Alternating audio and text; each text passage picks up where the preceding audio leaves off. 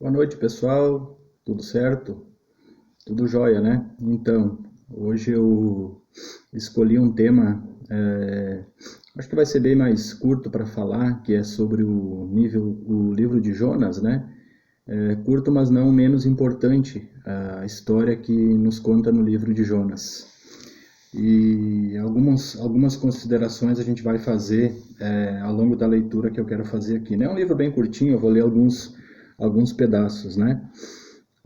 A palavra do Senhor veio a Jonas, filho de Amitai, com esta ordem: vá depressa à grande cidade de Nínive e pregue contra ela, porque a sua maldade subiu até a minha presença. Nínive era a capital da Síria, né? A Síria, como se sabe, como é até os dias de hoje, sempre foi uma grande ameaça para o povo de Israel, né? Então Jonas recebeu uma ordem direta de Deus: vá até a cidade de Nínive e pregue contra ela, porque a sua maldade subiu à minha presença. Só que Jonas era judeu e eles eram inimigos. Deve ter passado alguma coisa na cabeça dele, né? Por que Deus mandou eu pregar contra a cidade de Nínive, né? Sendo ela um rei geralmente opressor ao povo de Israel, que por várias vezes invadiu Israel. Mas Jonas resumiu dessa maneira: mas Jonas fugiu da presença do Senhor, dirigindo-se para Tarsis. Desceu à cidade de Jope, onde encontrou um navio que destinava àquele porto. Depois de pagar a passagem, embarcou para Tarsis para fugir do Senhor. Chega a ser até engraçado essa expressão, né? Como se desse para fugir de Deus. Ele recebeu a ordem de Deus e simplesmente foi para outro lado. Fugiu. Para Nínive que ele não foi. Ele foi para outro lugar. A ordem de Deus não foi cumprida por Jonas, né? Mas lá no capítulo 3 vem uma nova ordem. Eu não vou contar a história do que aconteceu com Jonas depois que ele fugiu, né? Ele foi engolido por uma baleia, né? Um grande peixe, como o próprio texto diz. Depois foi vomitado lá na praia quando ele se arrependeu. No capítulo 3 veio de novo a palavra de Deus. A palavra do Senhor veio a Jonas pela segunda vez com esta ordem: vá à grande cidade de Nínive e pregue contra ela a mensagem que eu lhe darei. Vamos ver se ele entendeu dessa vez, né? De novo, agora, né? Depois que ele passou pela barriga da baleia, né? Agora Deus falou com ele de novo. Jonas obedeceu a palavra do Senhor e foi para Nínive. Era uma cidade muito grande, sendo necessário 3 dias para percorrê-la. Jonas entrou na cidade e percorreu durante um dia, proclamando: daqui a 40 dias, Nínive será destruída. Os ninivitas creram em Deus, proclamaram um jejum, e todos eles, do maior ao menor, vestiram-se de pano de saco. O pano de saco era uma tradição que, quando havia um arrependimento muito grande na vida da pessoa, era uma tradição se cobrir com pano de saco. Quando as notícias chegaram ao rei de Nínive, ele se levantou do trono, tirou o manto real, vestiu-se de pano de saco, sentou-se sobre a cinza, então fez essa proclamação em Nínive: a cidade recebeu a advertência de Jonas, inclusive o rei. Por decreto do rei e dos seus nobres, não é permitido a nenhum homem ou animal, bois ou ovelhas, provar coisa alguma. Não comam nem bebam.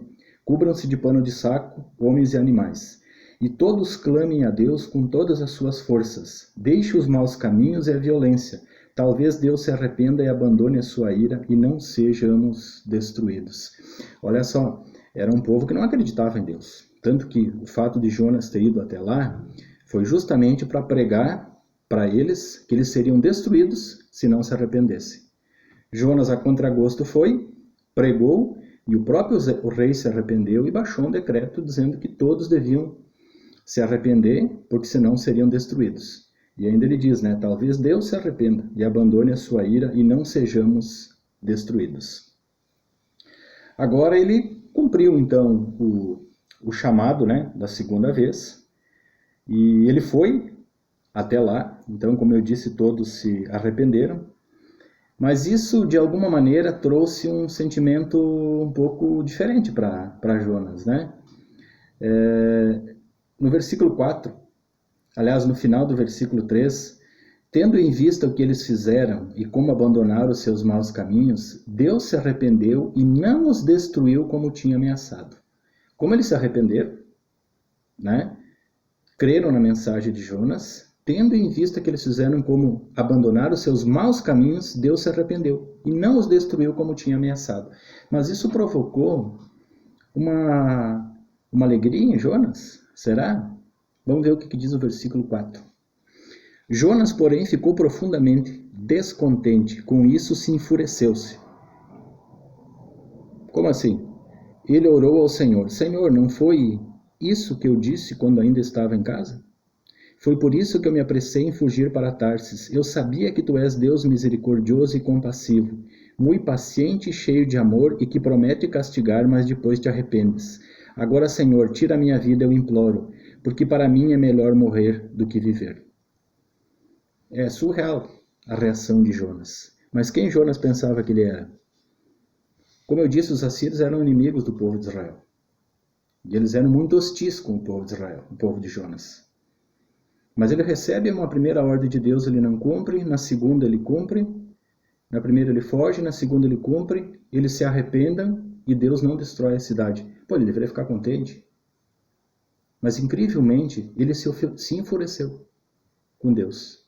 Porque o povo tinha se arrependido e porque a cidade não seria destruída.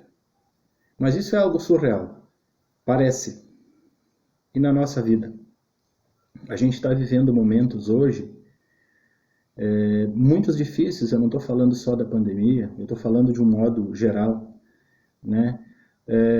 Um senso de justiça muito grande tem pairado no ar sobre a vida de cada um de nós.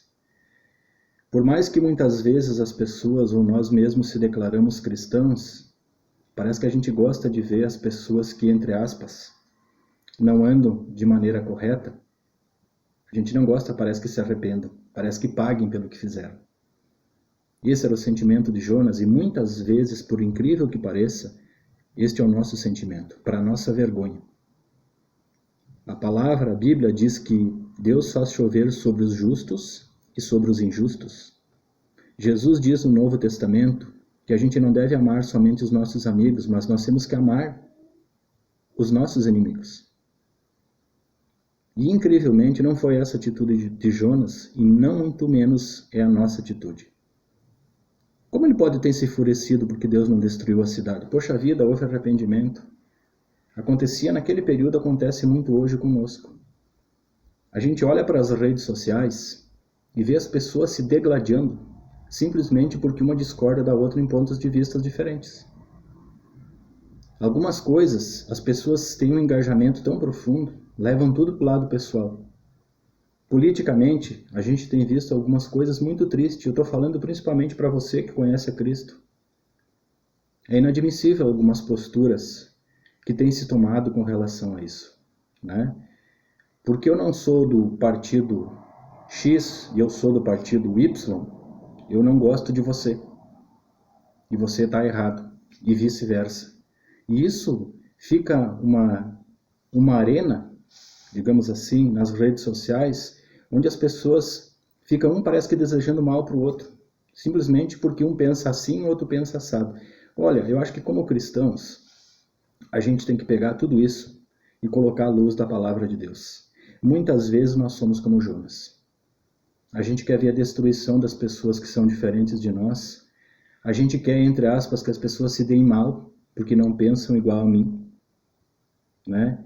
E se eu falo uma coisa e a pessoa me identifica na cabeça dela como, esse está elogiando o presidente atual, ou criticando o presidente atual, tu leva uma enxurrada de críticas sobre isso. E eu fico perguntando o seguinte, qual que deveria ser o nosso verdadeiro engajamento como cristãos? Certamente não é ser como Jonas. Eu acho que a gente tem que pregar o arrependimento. A Bíblia é o livro da qual Jesus fala conosco. O Espírito Santo de Deus fala conosco. A Bíblia é uma palavra de amor, porque Deus é amor.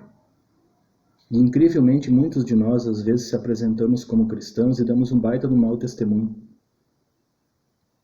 É incrível a que nível chegamos hoje, politicamente falando, em algumas questões. Famílias têm brigado, irmãos em Cristo têm brigado, pessoas, irmãs de sangue têm brigado por causa de política. Chega até o ponto de que se eu sou do time A e tu não é, Eu não sou muito teu amigo, sou mais amigo de quem torce para o time que eu torço. Mas a que pé que nós chegamos? O verdadeiro engajamento para cada um de nós é a palavra de Deus, é a Bíblia. Se você quer ter um engajamento verdadeiro que vale a pena, conheça a palavra de Deus, que é a Bíblia.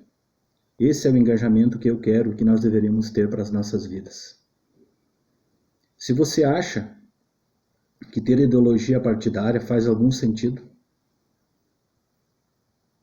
ok, eu respeito a tua decisão, mas não queira impor ela à força para as pessoas que pensam diferente de você. Se você acha que apoiar esse ou criticar aquele candidato, o presidente, o ex-presidente, sei lá quem quer que seja, é importante a ponto de brigar e ficar com mágoa, com raiva das pessoas, se tu acha que isso vale a pena, tu só vai trazer consequências muito duras para a tua vida. Então o teu engajamento devia ser transmitir o amor de Jesus para a vida das pessoas. Jesus veio numa época em que Israel, por desobediência dele, estava ocupado pelo Império Romano. Jesus não comprou briga com os romanos, mas ele veio para libertar o povo da escravidão do pecado, para que eles tivessem a vida eterna. Ele pouco falou dos romanos. Ele tinha todos os motivos para fazer isso, mas ele veio falar do amor de Deus. Ele não veio falar de que eles deviam se armar e lutar contra o Império Romano, do qual eles estavam sofrendo as consequências da verdadeira desobediência do povo de Israel. Andavam longe de Deus e várias vezes foram escravizados. Então, gente, de um certo modo, todos nós erramos. Eu errei, você errou, todos nós erramos com relação a isso. O verdadeiro engajamento, de novo, que eu e você deveríamos ter é a palavra, é a Bíblia, é em conhecer a Deus, é transmitir o amor de Deus. Talvez você vá estar do outro lado aí, não está entendendo bem o que está acontecendo. Eu vou deixar bem claro para você. Nós estamos vivendo num período que você ou é de um ou é de outro. Ou você defende um ou você critica o outro.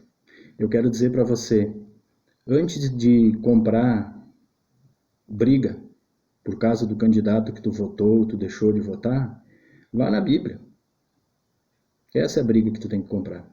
A briga que tu tem que comprar é contra o pecado, é contra as coisas desse mundo, que está perdido sem Cristo. Essa é a briga que eu e você temos que comprar. Nós temos que, na verdade, transmitir o amor de Jesus para as pessoas.